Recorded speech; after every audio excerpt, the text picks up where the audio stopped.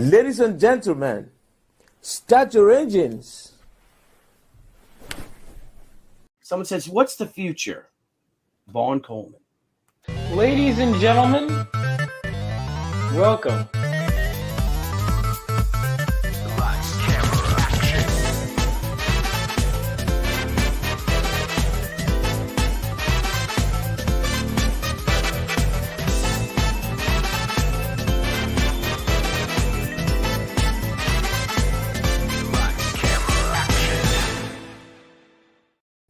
What's going on, guys? I hope all is going well. Welcome back to yet another episode of Vaughn Coleman Presents.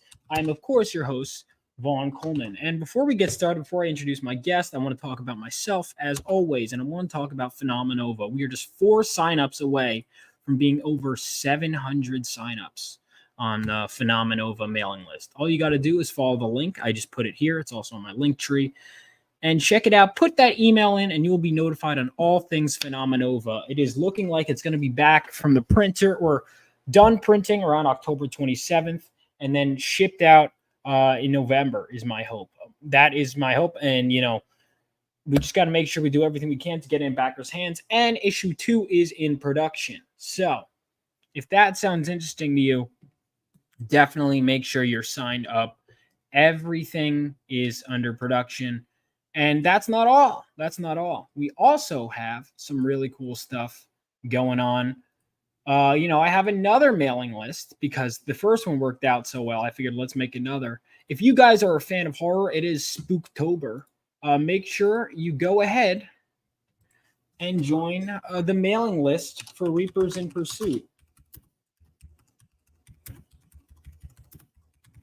So make sure you join that.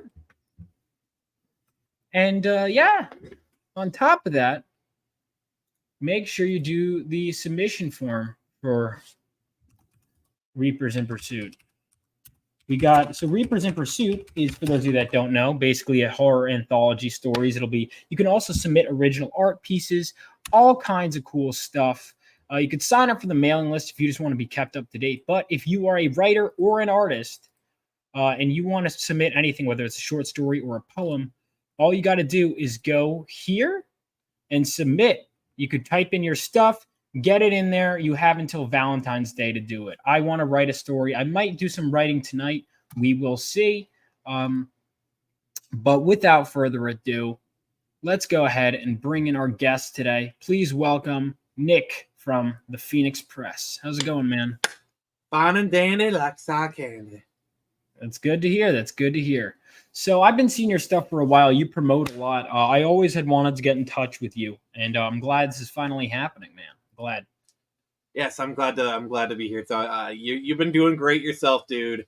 You know, it's like when legends collide. Oh yeah. No, I've been working hard, promoting like crazy, and sometimes that pays off. It's good to see it. It's good. I wish the book could be printed faster, but it is what it is. Exactly. But that gives me more time to work on other stuff. So I want to go ahead and first of all, let's play the trailer for your comic. Well, actually, you know what? No, before I do that, let's get to know you. So, Nick, tell me about yourself. How'd you get into writing? How'd you get into comics? Let's see here. As far as the writing thing, I guess it kind of started in like the later years of my high school. I kind of like, oh, hey, I kind of enjoyed this. And so I wrote like a little bit of a short story as like a test for myself that went well. Then I wrote more. Then I created my first comic. Then I created another comic. Got in touch with a third-party company about 2008. About 2018, released my first comic. Then I started my company 2019, and that's what's led me to here. That's a very Dragon Ball Z abridged version. Gotcha. So you've been working on this for a little while, and now here you are. You're 3 issues in. How does it feel being on number 3? It feels weird, because I write when I created the first volume all in one go. So like I had like the first version of each issue done like in 2022. So like I've known how the story's gonna go for years now, and to see these scripts that have kind of sitting on my PC for years finally get transformed into pictures, I gotta tell you, man, it never gets old. Oh man, that's great. I finished writing the first story arc for Phenomenova, 8 issues, rewriting it, I should say. And I can't Mhm. wait to see it come into life. I'm seeing bit by bit. It almost feels like they're behind, but it's cool because I'm ahead. So it's like seeing, oh my God, oh, that's cooler than I remember it. Wow, did I write that? It's such a cool feeling seeing your dreams come to life. My thing was, so I had this joke in mind since like 2008 for my other comic turned samurai, and like last year I was able to put that joke into the comic. Like I had like the whole joke planned out as like a Matrix, like a dirty joke kind of thing, and to see it actually like on the page was so freaking cool because like I've had that in my head for 15 years. That's so cool, man. That's it's great to have it there. What are your favorite? How'd you get into comics? Like, what were your favorites? What got you into the medium? Initially, it's like most people, their parents show them. In particular, my father. He introduced me to a lot of comics. Me and my dad, kind of made a habit of going to see a lot of the Marvel movies in 2000s. I was big into like the DC stuff, Batman. I say the comic book that got me into comics was New Teen Titans. I'm very much a DC fan at heart, which if you look at Screecher, you can kind of see like, yeah, I can see the DC influences there. Oh yeah, big into DC. I love it. Um, yeah, I mean that's awesome. So, what were your favorite comics then? So Nightwing, in particular the Chuck Dixon run, I would Chuck say Dixon's first. run. I've Oh heard yeah. so many good things about that run. I've been meaning to get into it. Oh, and Chuck Dixon himself. I've had the pleasure of interviewing him a couple times. He is like the exception to Don't Meet Your Heroes. Like I've heard that. I am more of a fan of Chuck Dixon now that I've actually met him, talked to him, and like I've seen him. Like I'm more of a Chuck Dixon fan now. Like I was a huge Chuck Dixon fan. Now I'm even more so. You got it. I haven't been able to get in contact with Chuck. He was supposed to read some scripts, so it's been a minute. But yeah, Yeah, I got lucky. I was able to add him as a friend on Facebook, and we've had yeah. conversations there.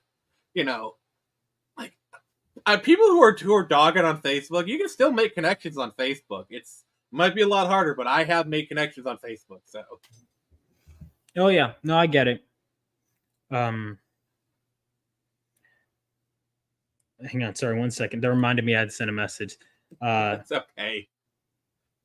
Hey, you're the big man on campus, so I No. Stop it. Hang on. First of all, we got to stop with that. I just got here. You've been publishing for years, so it reminded me I had to send a message to someone about Chuck. Okay, so okay. Listen here, dude. You are a lot more popular than me. Well earned. I'm not dogging you. You've earned your success. Okay. Thank you. I appreciate it. But you've finished comics. I have. Well, I'm not the one who got a shout out by Eric July, mind you. You did. Okay. You are the big guy on campus. You're awesome. Okay. Thank you. Well, I appreciate it. Listen. You're great too.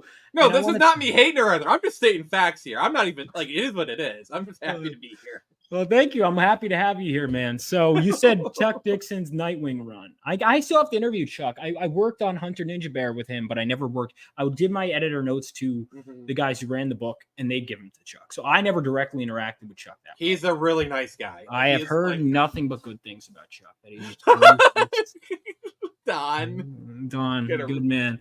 Yeah. So Chuck Dixon's Nightwing run, and what else inspired you to write? Was it just comics? New Teen Titans? Yeah, the Marv Wolfman, George Perez. Say no more. Or say more. I don't care. I could talk about it all day. God. I think this is why, like, I can see the friendship building between them. Oh, absolutely. I need to finish that run. I want to finish Claremont's X-Men run, and then I want to finish New Teen Titans. I want to read, like, all 90s Batman, Bat Family. Like, I want all the Chuck Dixon stuff, all that. But, yeah, man. It's been great. As far as other Batman runs, I do love Hush. Hush. That's first comic ever read. Yeah, and as far as like on the Marvel side, I've always been a bit of a Daredevil fan. Oh yeah, the Frank Miller's Daredevil run, you gotta love that. Oh my god! I will say I'm a bit of a newer convert to Spider-Man. Okay, like I've always liked the character, but I've more just been getting into like his comics. Like recently read Ultimate Spider-Man Volume 1, and I was blown away. Like that was so good. I've heard it's great. I haven't read it, but I've heard it's fantastic. Yeah, I think I read a bit of the Ultimate X-Men and Ultimate Spider-Man run when they were like in the 2000s when they were coming out. That was pretty good. Oh God. I'm trying to think of like the other ones I've read. Why the Last Man comes to mind as just the one that kind of stuck with me. Watchmen. Oh gosh, there's a lot of it. Probably some manga. Shaman King, Bleach. I read. But I'm also really inspired by stuff like movies and TV shows and whatnot. Absolutely. I like to draw upon a wide variety of influences. Like I know everyone says, like, oh, you need to read books, and yes, that's important. But you also need to do other stuff. Like I remember reading this quote by Paul by I think it was Paul Gilbert, who's like a really famous guitarist. He said a lot of shredders, a lot of like shredder guitarists, Right. learn from other I assumed you shredders. weren't talking about the Ninja Turtles villain. No. I also have like a big music background. You kind of see guitar in the background. Oh yeah, I haven't know. played my guitar in way too long, man. Way too Oh, long. I busted out my guitar for like the first time in a while. Usually when I'm like feeling like really emotional, I need to like get out some like anger or whatever. I just like jam on the guitar because like for me like just like like doing some like power chords on the guitar. It's like putting in my emotions kind of through the guitar. It's always very cathartic to me. I should definitely play sometime soon. Yes, Why the Last Man possibly my favorite full run. I've heard great things about it. I haven't read Yeah, it. it's really weird to like to kind of view it in like a modern context because um it's got that kind of like gender dynamics in there, but it's really good. I actually really enjoyed it. They tried to make a series out of it, but it failed because the Y stands for the Y chromosome. Yeah. The male chromosome, and they tried to like introduce transgenders into the story, and from what I hear, it just really didn't work. Yeah, I heard that. Let's see. Top 5 comics. Let's hear what his. Oh, Mao's. All right. Confession. I've never read Mao's still. Kingdom Come. God Loves Man Kills. Amazing. Extinction Agenda. Wow. Right by God Loves Man Kills. I just read Extinction Agenda. I actually really like. It's a great example of a crossover. I don't think it's as good as Inferno. Hmm. Or or Dark Phoenix Saga. But it's good. It's a good one. Like it's one I recommend. Extinction Agenda. And what I like about it is like kind of the band coming together because like New Mutants, like came out during a time in X-Men history where they were scattered all over the globe. These guys are here. These guys are here. These guys are here, and it was kind of like bringing everyone together. So that was cool. Post-apocalypse fiction is in Wheelhouse. Oh, have you read A Boy and His Dog? A Boy and His Dog. Crucial. Oh, you mean the film? Well, it's based on a short story. Well, I've watched the film, which is what Fall is based upon. I have seen the film A Boy and His Dog, which that film is wild. It's wild. The short story is wild too. Yeah, Harlan Ellison. I got into a phase where I was just reading a lot of his stuff in college, and that inspired me. I grew up with a lot of Twilight Zone. Like I'm a big Rod Serling fan. Yeah, I for some reason on my own just decided I wanted to read I Have No Mouth and I Must Scream, and then I read it at one point like in between classes, and I was like, that is amazing. And then I started going into A Boy and His Dog, and I just started falling into the rabbit hole of reading his stuff. Okay, so we've talked about some writers. Now let's talk about Screecher for a little bit, shall we? Let's see. What's that? I don't know. Why don't you have the trailer tell me, and then we'll go ahead.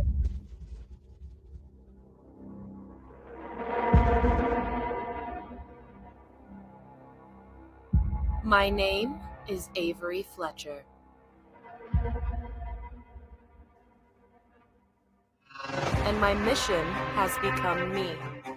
For too long, my father has sat in prison, a victim of his former employer, Eden Pharmaceuticals. Their leader, Kathleen Johnson, the tip of the spear. And my work to change that continues. Not as the dutiful daughter, but as the winged avenger, Screecher.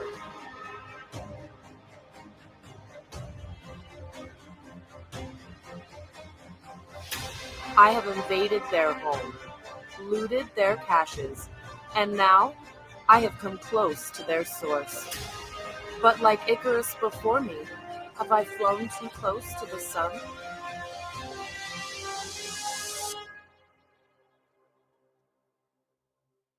Only time shall tell.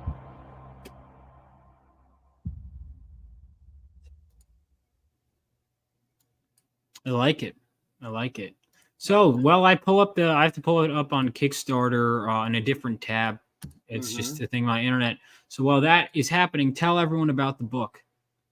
All right, so this is the third issue of Screecher. It's the story of a young lady named Avery Fletcher, forced to come back to her hometown of Ann Arbor, Michigan, after 7 years away. And her father had been jailed for a crime did not commit. And now, with no choices left, she must become the winged avenger Screecher and try and clear his name. That's awesome. Screecher. Yeah. Everyone make sure to check out Screecher. This book looks great. And yeah, all right. So what were some of your favorite superheroes that you pulled from for this book? Well, Screecher is basically kind of a combination of Batman, Batgirl, Moon Knight, and then the cape itself comes from Dove from Titans. And I was trying to do kind of like my own version of Batman, Right. kind of thing. You know, we all kind of have our favorite superheroes we want to do our own thing with, and so Screecher is definitely mine. There are a couple other ones, like the point of the hood itself was very much like an Assassin's Creed thing. Oh, okay. You know, like the hood kind of comes down.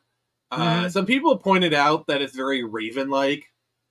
And the thing I say to that is, I wasn't consciously trying to do Raven, but seeing as how I'm a huge Teen Titans fan and I actually do like Raven's design, I would say it was probably a subconscious influence on the design there. And so for the art, who does the art? A buddy of mine named Brian Q. He's an artist out of Argentina. I've been working with him, for a while now. He's done all the Screecher books. He's done most of my Turn Samurai stuff, and he's just a really great dude. That's awesome. The colors are done by Ardent Black. They came in on issue 2, and they're returning for this one. Nice. So here we go. Okay. Yeah, I mean, I'm liking the look of the character. I think it's a really cool design. I think so. Obviously, yeah, when you pass stuff along, sometimes artists will come out with their own thing, and sometimes they'll do. And that's great. I like it. Vision. Like, how much of it was like what did he come up with? I mean, I imagine things always end up different. Yeah, I kind of basically one of the way I do my scripts is I do it like panel description, dialogue. When I do my panel descriptions, they're usually like between 1 and 3 sentences. I intentionally keep them brief. It's more like, okay, this is happening. Maybe this is their facial expressions. They're looking in this direction. Just the basics, because I like my artist to do their own thing. It's like when you have a good relationship with your artist and you trust them to come up with good stuff. I think like there's some magic that happens there, and I do believe that it's really important that as a writer that you give your artists room to kind of have fun. I'm learning have that. fun. I'm getting better at just letting them do their thing. It's because like I used to be much more specific, and then it's like as I kind of got close to the end, I was kind of like, whatever, go for it.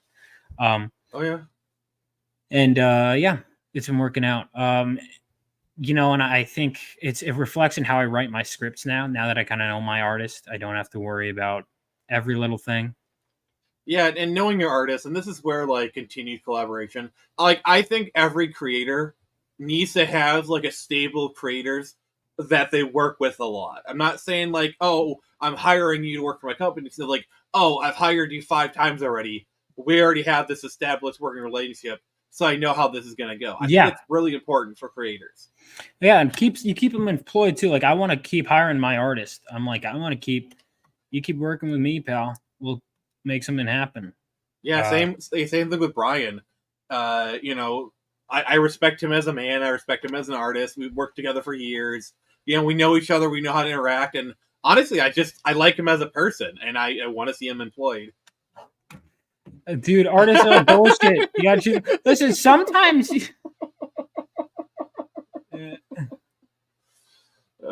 Sometimes a little bit. You gotta be like, hey, I need this, but Oh yeah. Sometimes you do have to crack the whip. The most frustrating thing is, and this is okay. If I had to do one complaint about dealing with artists, is you have to give them a due date. Because it's like, Because it's like, oh, this is due in 3 months.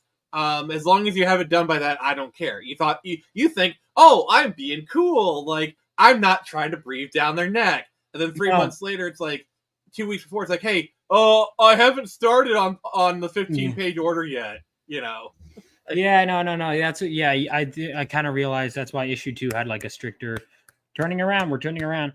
Yeah, it's kind of an art to it. Like, you got to be firm, but not like too hot. Like, sorry, my dirty mind is like.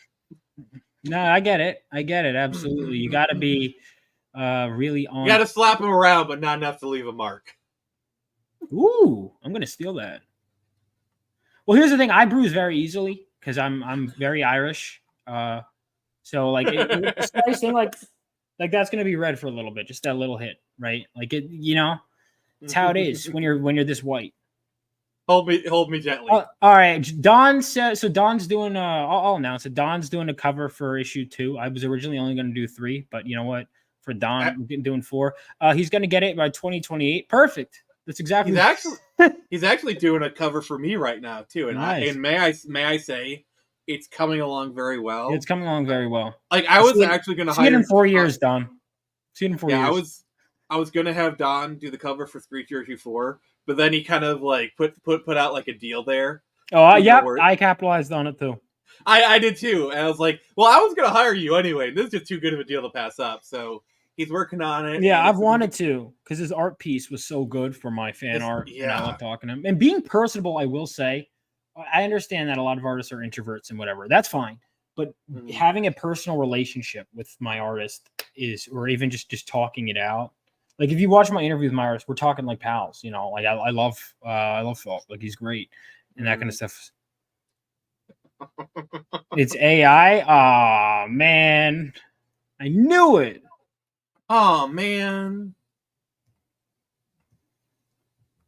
Well, I guess I can remove that check mark from my Kickstarter page. Did you, by the way? I have a question. So are you more into DC or Marvel? It seems like you're more of a DC guy, right? I never felt like I had to choose, but I mean, I do like Marvel, but I am definitely more of a DC guy for sure. Have you been watching The Penguin?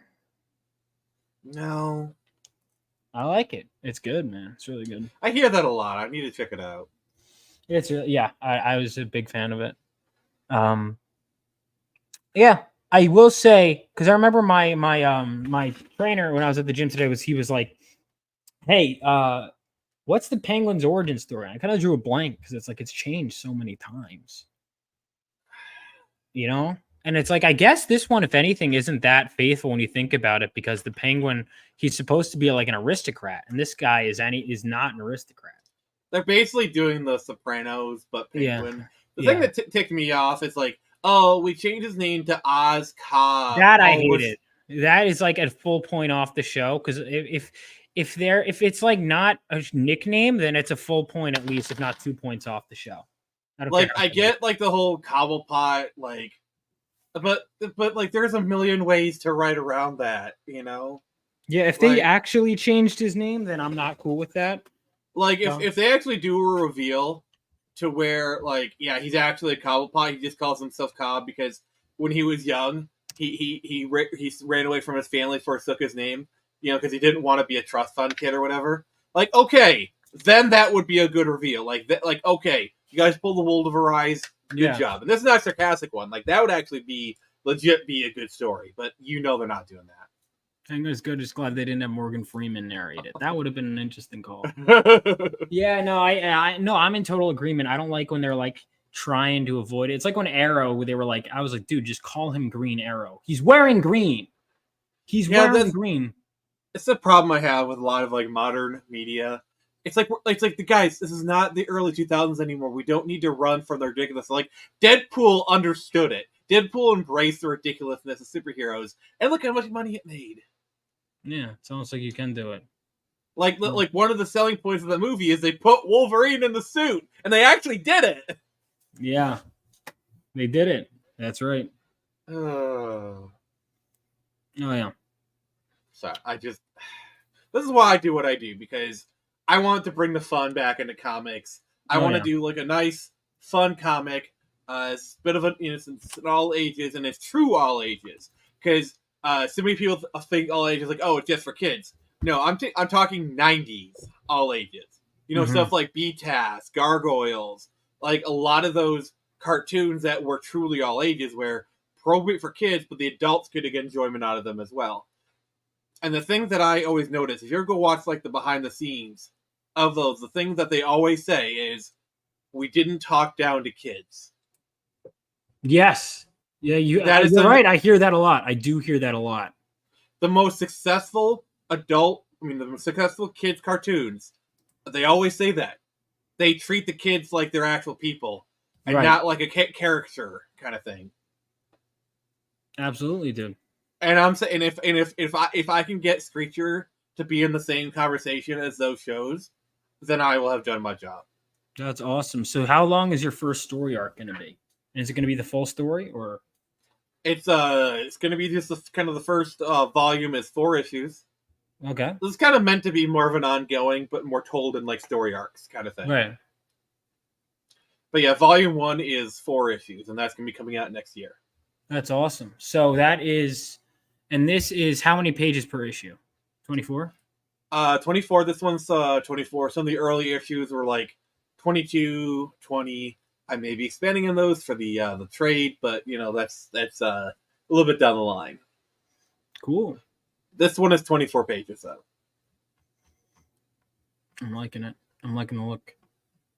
Yeah, and we're really close to halfway funded already. It's amazing. Oh, so I see you got that Spider-Man homage cover and the Akira homage cover. Well, actually, the other cover is Detective Comics 27. Oh, I can't believe I said. I cannot believe I just said Spider-Man. Oh my god. Oh my god. Oh god, Ellie, that is like the biggest compliment I've ever received you with the internet for today. This guy is the next Paul Dini. That's calling. Okay, I'm straight. Oh crap.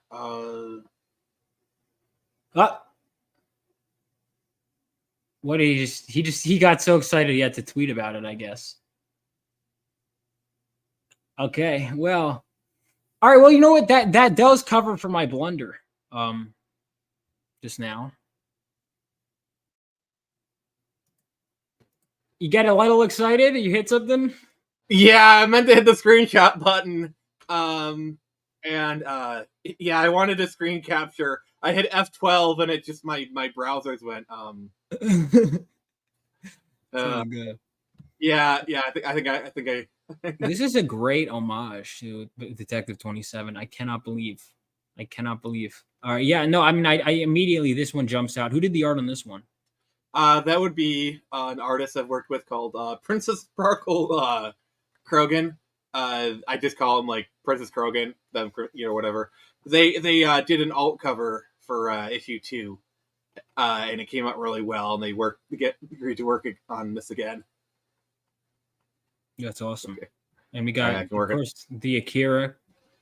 I was gonna do an homage cover every issue, but I didn't end up doing one for issue 2. Probably in the future I will. But I did a Final Fantasy VII one for issue 1. A Final Fantasy VII one? Yeah. Ooh. Oh, you didn't see it? That homage cover? It's pretty cool. I'm a huge Final Fantasy VII fan. I did a 2-hour video essay on it. Oh, what do you think of the remakes? I played that on my stream. I'm starting a gaming channel, V-Man Gaming, because it's just the algorithm doesn't like it, and some of the audience was split. Some of them like my gameplay videos streams, and did like 70 of them. Some didn't. So I'm like, all right, I'm going over here. You guys can follow me over here. I'm gonna be here. But the ending I'm not crazy about. There's some stuff I love. There's some stuff I don't. They're a mixed bag. I really wish they were closer to the original. I don't like the multiverse time travel crap. Yeah, also they really modern gamed them up. Because like I did play a good bit of the original, and it felt like a lot freer. This, like, the new one felt very confined. This one, I think that by opening up those areas and making them more detailed, it almost like limits the imagination. Possibly, like Cosmo Canyon, I felt wasn't as impactful. I suck at gaming. My algorithm I do suck at gaming, but the thing is, people actually like watching me suffer playing video games. So if anything, that helps when I do a bad job. Yeah, I'm the kind of the same way. Like, I do video game streams or just like hangout streams, and I oftentimes suck as well. But yeah, it's half the fun. Yeah, I gotta do more gaming streams. In fact, I'll say this on air. I want to do a. I think they just released Until Dawn again. And then I think they're also doing. I want to do Also, like, what? Yeah, but they also kind of did that thing where, oh, it's an HD remake, yet we somehow made it look worse. yeah, I saw that. I was like, that how is so I might just play the original. Because the original looks great, man. It looks fine. I was seeing a comparison video, and well, I realized the earlier version didn't look as good graphically. The art style was so good that it looked fine, whereas the other one, it was like, oh yes, this like, you kind of get like a little uncanny valley, and it doesn't match the background. The other thing you see with a lot of these like you also see these movies is they strip out all like the special colors out of them. Mm. Like the Terminator, like James Cameron's been doing that with a lot of his Terminator films, like sucking all the life, all the colors out of them. Really? Yeah. Can't believe it's been almost 10 years since Until Dawn. What the hell? That's the thing. Like honestly, if you do a PS4 game and a PS5 game, they look the same to me. Like I genuinely cannot tell the difference anymore. This is nuts. I'm gonna have to watch this trailer and see this side by side. Until Dawn enhanced for PS5. So do I have to? Because I don't want to buy the game again. I think if you have the PS4 version, you can play it on your PS5 because backwards compatibility. Yeah. Yeah, you know what? Maybe I'll play that tonight. I'll get that would be fun. That'd be really fun. I know for me, I kind of saw the writing on the wall when they announced the Horizon Zero Dawn remake. I've been putting off buying it for a while. I found it for $10 on a key site, and I bought it. And then, like, 2 weeks after I bought it, they delisted it. I'm like, thank you! I actually did something right for once! Horizon? I never finished Horizon. It's okay. It's basically Metal Gear Solid of the Wild. Yeah, I know. I actually haven't played Metal Gear Solid yet either, and I know I need to. Princess Art Kiroi, is that your artist? I'm not sure. I'll link. I'll post their Twitter if you really want to like hire them for something. So how old is Screecher? High school? Yeah, she's 19 years old. Oh, so she's not in high school then. She's in what, college? She's supposed to be going to college. She actually does enroll in college in this volume 1. Okay, she does. Gotcha. And she doesn't have any powers, right? She's yeah, she's basically like a tech hero kind of thing. Nice. I like it. So, what made you decide on an owl? I was basically kind of looking at like different animals. Like obviously I did see like the Owlman variant of Batman and like Night Owl. So there are a couple different versions of it. And the kind of seal the deal for me was I wanted like a very simple name. Kind of like a one or two syllable name that was evocative. And I was thinking of, the comic Preacher. Is that where Screecher came from? No way. Really? Okay. Let me just share the thought process. Preacher. So, Preacher, and I was thinking Screech Owl, Screecher, and then her design is kind of a mixture of Screech Owl, Great Horned Owl, and the Barred Owl. Nice. How far along is the book? It is almost done. See here, inks are up to page 20. And I got the thumbnails for the last 4 pages literally right before we went live. And then see here, first I think 15 pages are colored, waiting, and then at least the first 10 pages are lettered. Yeah, you could post the link to your heart's content. Oh wait, hang on. I don't know if you're. I'll have to mod you, but Right. But yeah, I mean, I have it pinned to the chat. It's also in the description. Oh, okay. But you could keep putting it in the chat. I don't care. Oh, okay. Just let me know when I can. Well, you got to type something in the chat, and then I gotta mod you. There you go, sir. This future has the power to be awesome on phenomenal even. Yeah. All right, there you go. Yeah. All right. There we go. All right, let's try this one more time. You should be able to. There you go. So there you go. Make sure you guys back it. Let's do something really cool. Let's make this happen. Let's get this thing halfway funded. We're so close. So close, boys. So close. Yeah, I mean, we let's see. We got 712. Yeah, we're almost halfway. We got how many days? It's been only a couple of days, right? Friday. Yeah, it's only Friday. I launched it Friday evening. That ain't bad. That ain't bad. Yeah, keep getting on shows. How many shows you been on?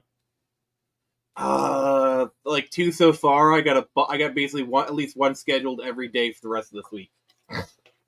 Good. Yeah, keep it up, and then keep posting, keep updating. Almost definitely. That's. I mean, I will say, and one thing I noticed about you, you're very good at promoting. And I could be better, but I'm not bad. Everyone can be better. I can be better. I can absolutely be better. Everyone can be better at something. Doesn't matter. You're good. Take the compliment. All right? Come on, Nick. Take the compliment. I'm too humble. So you're a big fan of the animated series and Paul Dini and all that. Batgirl Year One, I take it, is some inspiration too? I think I've read that book, but Chuck. Chuck Dixon's Nightwing run was a great inspiration. I was trying to make a comic, like it's definitely from the art style. I was trying to do like a late 90s, early 2000s kind of comic. So it's like definitely like the Scott McDaniel art style, right? A little bit.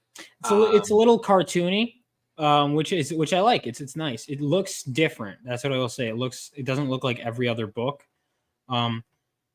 This one I actually didn't realize it's 2 different art styles. So did you plan on having the main artist ever do a cover? Or was that never really on the table? That was never really on the table. I like to farm out the covers to really, really big important artists, ones who can grab attention. That's why I hired Don, because if I wanted my comic book to stand out, I needed to hire him. Oh, absolutely. Absolutely. Yeah, and I've had like some really great people do covers for me. I'm very, very grateful. Like my first issue got a cover by Xevious, and that's pretty badass. Who? Xevious. I'm sorry, I'm blanking. Because I know you were. Who's Xevious? He's an artist here in the community. He does a lot of like painting stuff. If you've seen his work, you'd know it. Let me see. How do you spell his name? Xevious, like the video game. How do you spell his name? I've never heard of that. All right. Let me. I'll do it. Right, I believe that's how you do it. Copy and paste, ladies and gentlemen. All right, Xevious. Is he on Twitter? Yes, Twitter and Instagram. Okay. I'm telling you, once you see his work, you'll want to hire him. So, and he's not cheap, so you get what you paid for when you get Xevious, certainly. Xevious. That is not Xevious. All right, hang on. I'm going to see if Xevious artists. Yeah, link me his socials. I want to take a look. Yeah, I'm literally getting ready to do that right now. Yeah, you spelled it wrong. Yeah, well, me and spelling are not on good terms, so there we go. That'll do it. Because I was following some random. I was gonna follow some random account. Oh, it follows me. Okay, my bad. Now I got to follow him. All right, Xevious, you're welcome. Yeah, listen, man. You gotta let me take a look at this guy's work. Man, he's good. I mean, I knew he was good, but he's good. He's really, really freaking good. Oh my god. Have you seen my issue 1 cover? I think I have. Must have been a while ago. All right, let me pull it up for you. Oh god, it's so good. All right. I'm really excited to take a look. So you've done 2 homage covers for this issue. Was that always the plan to do 2 homage covers for issue 3? Wasn't really the plan. It just kind of happened because I don't want to be that kind of creator who has like 15 different like variant covers. I think that's a bit excessive. But like 2 or 3, like that's fair. That's what I was gonna do in this issue, and now I'm getting my 4th because Don. I was like, you know what? I'm getting right on this. Let's do it. Let's tack this one on. Yeah. I totally get that. All right. It's not the best version.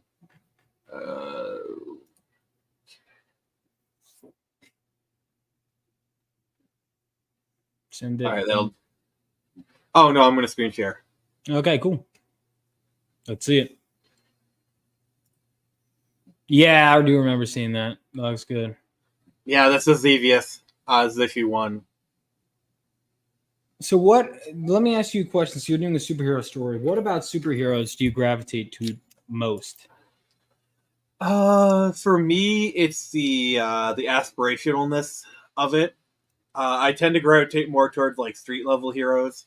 Mhm. I tend to find like their stories a lot more interesting, and as a consequence, I tend to write more street level heroics. Right. Its heroes are kind of the best of us. They're something we should we all try to aspire to be, and they're also a bit of a wish fulfillment. Like, who wouldn't wish they could fly up and save the cat in the tree? Right. Absolutely. Who wish they didn't have the power to take down a corrupt organization? That kind of stuff. It's wish fulfillment. It's cathartic, and it's just nice to see the good guy win. Absolutely. I agree. I like the grounded in your face brutality of street level. Yeah, it's always fun. I mean, the Frank Miller's Daredevil I like because he's almost like he's more grounded than Batman. I would say Daredevil. There's something to be said. Even though Daredevil has superpowers, there's something about him that's just he's more vulnerable. He's less super almost than Batman. Yeah, I think that's why Batman is the more popular character in DC Comics because, like, yeah, Superman's cool and all, but Batman can be shot, he can be stabbed. One wrong move, and like it's just a knife to the chest, knife to the heart. One wrong bullet can end his career at any moment.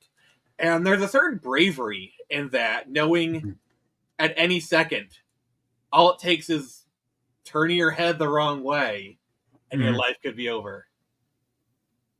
Absolutely. No, I'm in total agreement with that. It's definitely, there's a whole dynamic there. And it definitely, I think that's why so many people can't write Superman is because they don't know what to do. And whereas Batman is easy to write because there's the psychology of the character. He's got such it is very easy to write a good Batman story. Oh yeah, I mean, well, a lot of people mess it up, but in Hollywood specifically, I feel like in comics not as much. Comics, most people tend to get Batman, which is nice. Yeah, I think the problem with Hollywood and Batman is Hollywood tends to go too far into the realism category with Batman, or if they go it's kind of like two extremes. They either go really far into the campiness, you get like Adam West.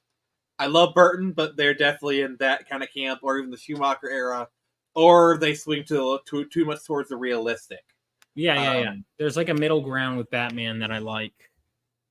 And I don't think we've seen that on screen. I agree with you. I'm totally in agreement with you. We haven't hit that middle ground. I think the closest we've gotten is the Snyder version of Batman. I think so too. And I say this as someone who hates the Snyder version of Batman. I do think it was the closest we got to that. Now I think that the character acted totally out of character.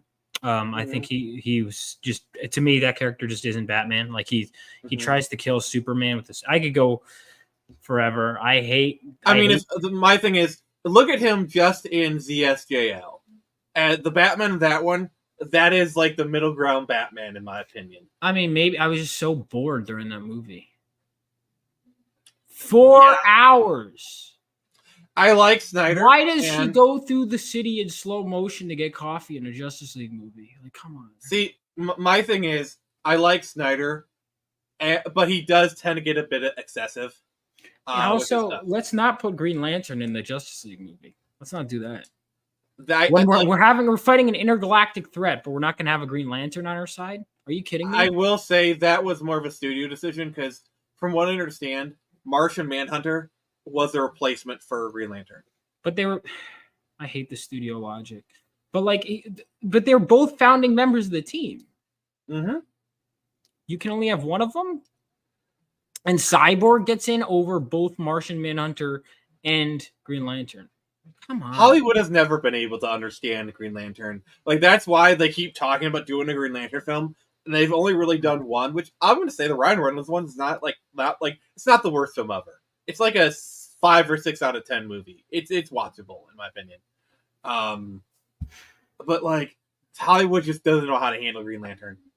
See, Green Lantern, it's just... Yeah, I mean, he's a great character, though. I love him. Who's your favorite? Hal? Mine's Hal. Yeah, I'd say Hal, but Jon Stewart is a very close second. Jon Stewart, look, we grew up on him. I imagine you grew up with the DCAU, too, right? Yeah, exactly. Well, it's exactly. He's got a special place in our hearts. He always will.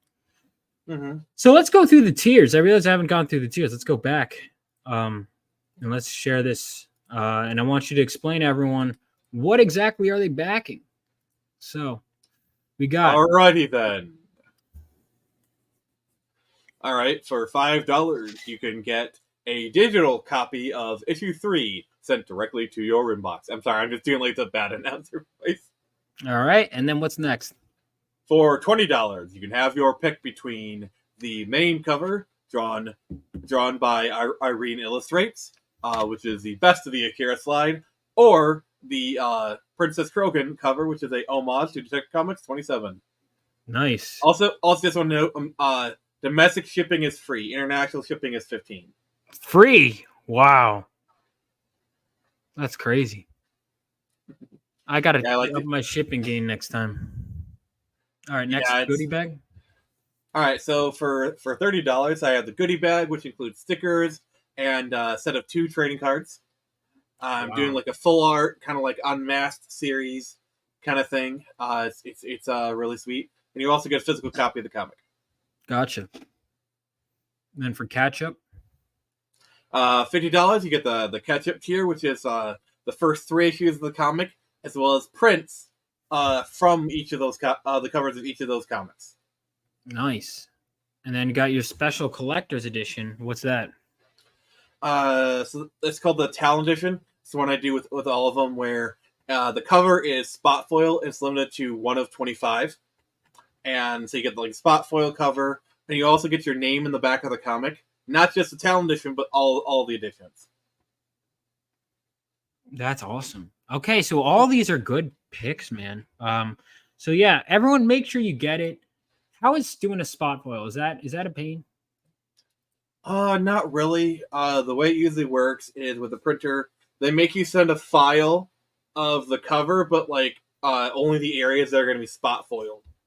So what you do is it helps if your cover is still in layers.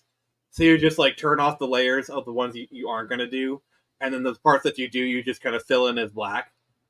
It's not the most difficult thing, but it can be a pain in the butt.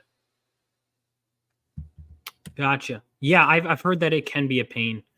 So that's why I just kind of avoided it. Plus, it was I just want to get the book in people's hands. Spot foil, could do it another time. But I mean, I will say spot foil, it does look really good. Oh, I have no doubt about that.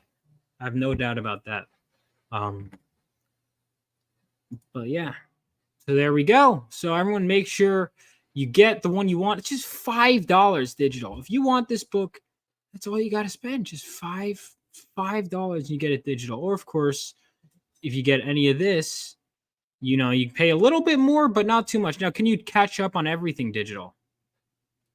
I need to add that. I had the idea last night. I need to add a $10 digital catch-up tier. Okay, because so if I were to get digital, I can't get the first 2 issues? No, it's just for the first one. But probably sometime tonight, I'm going to add a digital catch-up tier for $10. Okay, keep up to date on that. All right, I'll let you know. Yeah, because that sounds... Well, it's also just, if you have one digital. You got to have them all digital. Yeah, definitely. Oh, man, speaking of, yeah, I think one of the problems is I've been sent like a digital book or two, and I haven't gotten it yet. No, I've gotten it, but I haven't read it yet because I closed the tab and then it stops existing. But where I have a physical, I know it's staring at me. It's letting me know, hey, Wait, read me. Wait, close it. Like, what I do is I send people PDFs. Right, but I'm saying I'll open it in a tab somewhere and then maybe I'll accidentally close it. Like I just remembered I had one somewhere. No, I'll read it eventually. Don't close the tab, damn it, man. Yeah. But yeah, man, this has been a lot of fun hanging out. Definitely. So what else do you want to talk? Anything else you want to talk about? Anything else you want to bring up? Well, I'm been working on my book. I kickstarted that about a month or so ago. I've rewritten the first chapter. I've got to work. I'm rewriting it chapters 1 through 4, expanding them. I got chapter 1 done. I need to do the other 3. So I should have the second draft done by the end of the year is my hope. For issue 3 or for issue? No, my book, my novel. Oh, awesome, man. Well, if you want to do the short story collections, let me know if you have any interest in submitting anything for us. Yeah, we can talk after the stream or something. I'm kind of interested. Sounds good. And then who is our villain here, by the way? That is Shiva. Mm-hmm. She is kind of like the on the ground villain. You know, like you always have like your you know like Kingpin isn't always on the street fighting Spider-Man. He's got to have Bullseye, or he has someone else do it. Yeah. Yeah. Yeah. Novels, good on you, man. Yeah, I've had this novel in my head for a while. Just I need an editor, and then I hooked up with Daniel P. Riley, who is a pretty big editor in the Iron Age community, and he was a really cool guy. He's not cheap. I pretty much did my campaign to pay off him, but it's been so far really good. He's been a great editor, and now I'm excited to finally get this book in tip-top shape. And also, I had Xevious do like an amazing cover for Lost Kingdom. Oh god, it came out so beautiful. When I want something done right, I hire Xevious. I'm just gonna say that. Nice. It's good stuff, man. All right. But sorry, I got sidetracked on this lady. So this is Shiva, who turns out is Avery's childhood friend. I was trying to go for like a Zuko, Aang kind of relationship there. I like it. Like they were both trained from a young age to maybe succeed their fathers in something. You'll learn a little more of that, and their lives kind of took very different paths in the early 2010s when things went down, and it's like they're kind of like a frenemies kind of thing. Like they have the core friendship. They still care about each other, but they're on different sides of the battlefield. Gotcha. So where is the best place everyone can find you? Well, if you want to see my it's true. Sorry, I didn't see this, Don. No, it's true. I tweet spelling errors all the time, and it's destroyed my reputation as an editor. Yeah. Sorry, what were you saying? Yeah, if you want to see all my misspelled tweets, you can go to Twitter. I post the finest of memes there. If you want to see me play video games very badly, you can go to my Twitter, my YouTube, at just search the Phoenix Press, and also if you want a really good comic, go to Kickstarter and support Screeching number 3. Absolutely, guys. Make sure you do that. Make sure you check out the Phoenix Press. If you want to drop the link in chat, let me know. I'm going to go ahead and drop the link to my gaming channel while you do that. All right. Okay. Because my gaming channel, I don't think it barely has, let's see, where are we at with my gaming channel? Because I haven't streamed it. 19 subscribers. We do better. Oh, man. I need to sub to you. Yeah, my YouTube's been going pretty good. I got about, I think 570 on my YouTube. I'm just trying to get up the watch hours. Yeah, good stuff, man. Good stuff. Well, unfortunately, we didn't get it back and come in the stream, but that's okay. I Everyone got it out there. That's what's important. Yeah, got it. Well, and they just because they don't back today doesn't mean they won't back tomorrow or another day. Getting the eyes on it is everything. Hanging out is everything. Thank you so much for coming on. Tune in next time. I don't know. I might do a gaming stream tonight. Is this all right? So let me ask you a question. I don't know if I should be asking this on air, but I'm going to do it anyway. Is Until Dawn, is it worth buying the $60 version, or should I just play the other one and be like, I'm playing Until Dawn. I'm not playing the new one. If you already have the original version, Yeah, just play the original version. Okay, I'll just do that. All right, because I might get more views. And my thing is, the people who care are probably not your audience anyway. Yeah, People who would care about the difference, because the thing is, most of those people who show up those game streams are going to show up for you. I mean, the game certainly helps. Like if you play a game that people like, people will come out of the woodwork. But the thing is, they come for the game, they stay for you. You got it. All right, thank you so much, man. Have a great rest of your day. And I'm going to play the trailer for my comic, Phenomenova. If you haven't already, sign up for the freaking mailing list. What is it about? Well, let me tell you with my trailer. Peace out.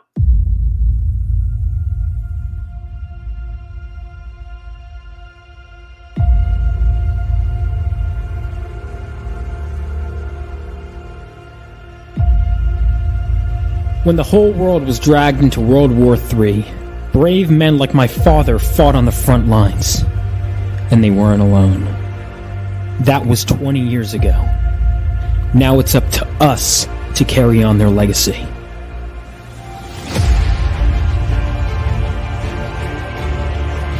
And every so often, the earth from which we come gives way for something new. Something greater to be born, and with them, even greater threats to face.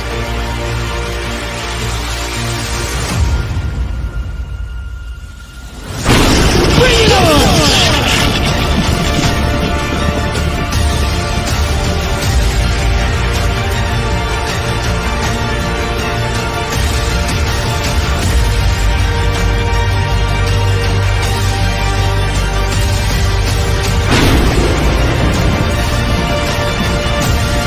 Phenomenova.